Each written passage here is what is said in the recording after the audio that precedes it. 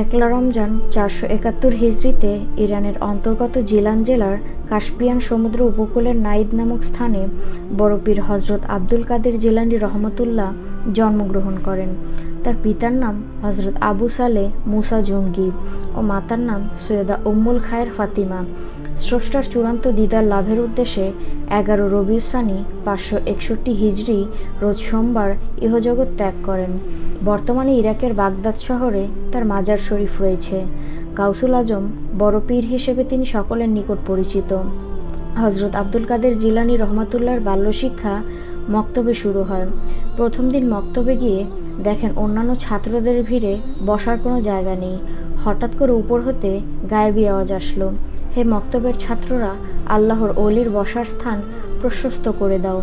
গায়েবী আওয়াজ আসার সাথে সাথে সকল ছাত্ররা চেপে বসলেন। হজরত আব্দুল কাদের জিলানী রহমতুল্লাহর বসার ব্যবস্থা হয়ে গেল। প্রথম দিনে অবাক কাণ্ড। মক্তবের শিক্ষকেরা হজরত আব্দুল কাদের জিলানী রহমতুল্লাহকে আউজুবিল্লাহ ও বিসমিল্লাহ সবক দানের সাথে সাথে হজরত বড় পীর কোরআন মজিদের প্রথম 18 পারা পর্যন্ত মুখস্থ বলে ফেললেন। মক্তবের শিক্ষক জিজ্ঞাসা করলেন, হে বৎস, তুমি কিভাবে কোরআন মুখস্থ করেছ? আজ মক্তবে তোমার প্রথম দিন। হজরত আব্দুল কাদের জিলানী রহমতুল্লাহ বললেন, আমার মা 18 পারা পর্যন্ত কোরআন মুখস্থ করেছিলেন। আমি গর্ভে থাকাকালীন সময় তিনি কোরআন পাঠ করতেন। আমি মায়ের তেলাওয়াত শুনে শুনে 18 পারা পর্যন্ত মায়ের গর্ভে থাকাকালীন সময় মুখস্থ করে ফেলেছি। 29শে শাবান। আকাশ মেঘাচ্ছন্ন থাকায় জিলানবাসীদের কেউ রমজানের চাঁদ দেখতে পায়নি। সকলে রোজা রাখা না রাখার বিষয় নিয়ে সংশয়ের মধ্যে পড়ে গেলেন। এমত অবস্থায় রাতের শেষাংশে সুবহে সাদিকের পূর্বে তথা 1 রমজান ধরাধামে আসেন হজরত আব্দুল কাদের জিলানী রহমতুল্লাহ। শিশু আব্দুল কাদের জিলানী জন্মের পর সুবহে সাদিকের পূর্ব পর্যন্ত দুধ ও মধু পান করেন, কিন্তু সুবহে সাদিকের পর তাকে আর কিছু খাওয়ানো যায়নি। এই আশ্চর্যজনক খবর ছড়িয়ে পড়লে সকলে বুঝতে পারল মাহে রমজান শুরু হয়েছে। 521 হিজরির 16 শাওয়াল রোজ মঙ্গলবার রাসূল সাল্লাল্লাহু আলাইহি সাল্লাম স্বপ্নযোগে বলেন, হে আব্দুল কাদের, তুমি মানুষকে কেন আল্লাহর পথে আহ্বান করছো না? মানুষকে কেন বঞ্চিত করছো? আব্দুল কাদের রহমতুল্লাহ বলেন, আমি রাসূল সাল্লাল্লাহু আলাইহি সাল্লাম ও আলী রাদিয়াল্লাহু তাআলা এর আওলাদ। আমি তো আরবি জানি না, যদি ইরাকের লোকজন তিরস্কার করেন। তাৎক্ষণিক রাসূল সাল্লাল্লাহু আলাইহি সাল্লাম বলেন, আব্দুল কাদের, তুমি মুখ খোলো। রাসূল সাল্লাল্লাহু আলাইহি সাল্লাম কিছু একটা পরে 6 বার মুখের মধ্যে ফুঁক দিলেন এবং রাসূল সাল্লাল্লাহু আলাইহি সাল্লামের মুখের লালা আব্দুল কাদের জিলানী মুখে লাগিয়ে দিলেন। অতঃপর বললেন, মানুষকে হিকমত এবং উত্তম উপমহাদেশের মাধ্যমে তোমার প্রভুর পথে পরিচালিত করো। এরপর থেকে হজরত আব্দুল কাদের জিলানীর মাহফিলে এমন তাসির হতো যে প্রত্যেক মাহফিলে 2-3 জন লোক প্রভু প্রেমে এশকে ফানা হয়ে মারা যেত। তৎসময়কালে ইরাকে ভালো পড়াশোনা ও ব্যবসার সুযোগ ছিল। পৃথিবীর বিভিন্ন দেশ থেকে পড়াশোনা ও ব্যবসার জন্য মানুষ বাগদাদে আসত। পড়াশোনার উদ্দেশ্যে হজরত আব্দুল কাদের জিলানী রহমতুল্লাহ ব্যবসায়িক কাফেলার সাথে বাগদাদ যাওয়ার পথে ডাকাতের কবলে পড়েন। হজরত আব্দুল কাদের জিলানী রহমতুল্লাহকে ডাকাত সর্দার জিজ্ঞাসা করলেন, তোমার সাথে কি আছে? তিনি বললেন, আমার নিকট 40টি স্বর্ণ মুদ্রা আছে। ডাকাত সর্দার আশ্চর্যজনিত হয়ে পুনরায় জিজ্ঞাসা করলেন, হে যুবক, তুমি তো মিথ্যা কথা বলে আমার নিকট থেকে স্বর্ণ মুদ্রা লুকাতে পারতে। হজরত আব্দুল কাদের জিলানী বললেন, মিথ্যা কথা বলতে আমার মা নিষেধ করেছেন। এ কথা শুনে ডাকাত সর্দার বললেন, মায়ের আদেশ যুবক তুমি এভাবে পালন করো, নিশ্চয় তুমি আল্লাহর আদেশ আরও যথেষ্টভাবে পালন করো। আর আমি অন্যান্য ডাকাতরা তো আল্লাহর আদেশই পালন করি না, মায়ের কথা তো অনেক দূরের কথা। এ বলে ডাকাত সর্দার আফসোস করতে থাকেন ও বললেন, হে বালক, তুমি সাধারণ কোনো মানুষ না। হে বালক, তুমি আমাকে কালেমা পড়াও। ডাকাত সর্দারের সাথে আরও 60 জন অশ্বারোহী ডাকাত ছিলেন, তারাও কালেমা পড়ে মুসলমান হয়ে গেলেন। তিনি একাধারে 40 বছর পর্যন্ত ঈশার নামাজের উজু দিয়ে ফজরের নামাজ আদায় করতেন। প্রত্যহ শেষ রাত্রে পাঠ করতেন, আল মুহিতুল আলমে আর রব্বুস শহীদ আল হাসিবুল ফাইয়ালিল খাল্লাকি আল খালিকু আল বারিউ আল মুসাব্বিরু।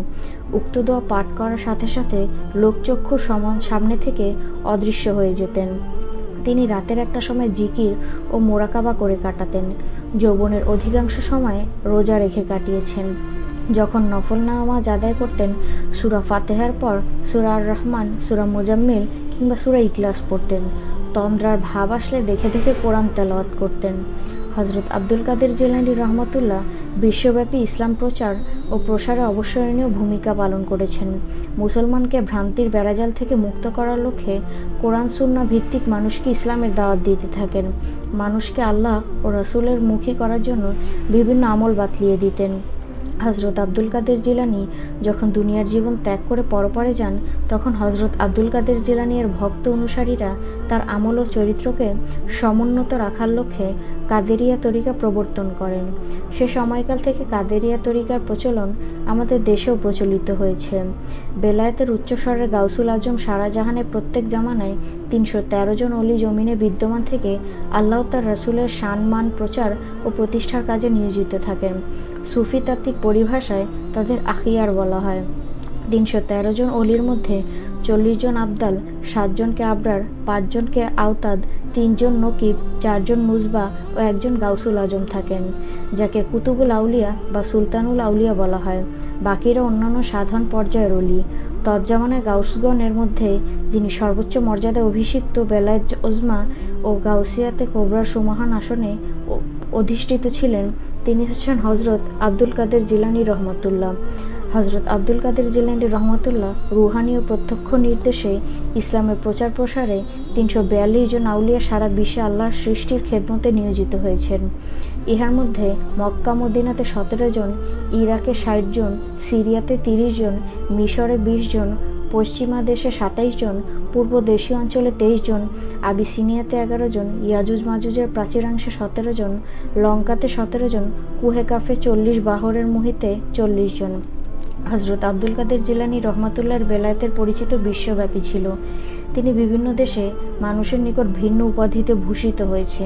তার উপাধিগুলো হলো যথাক্রমে গাউসুল আজম, বড় পীর, মাহবুবে সোবহানি, মহিউস সুন্নাহ, কুতুবে রাব্বানি, ইমামুল আউলিয়া, সৈয়দ পীর, মীর, মহিউদ্দিন, কামিল বিদায়ত, নূরে হাক্কানি, পীরানে পীর, জিলানি ইত্যাদি।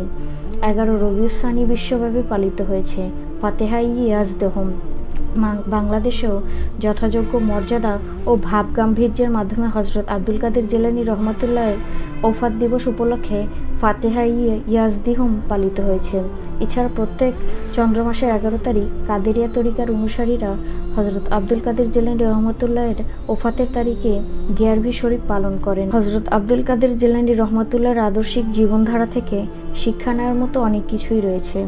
বড় পীরের আদর্শিক জীবনের সামান্য অংশ যদি আমরা পালন করতে সক্ষম হই, তাহলে আল্লাহ ও তার রাসূলের সন্তুষ্টি অর্জন সম্ভব। আল্লাহ আমাদের ব্যক্তিগত জীবনে মহান ওলি হজরত আব্দুল কাদের জিলানী এর আদর্শ বাস্তবায়ন করার তৌফিক দান করুন।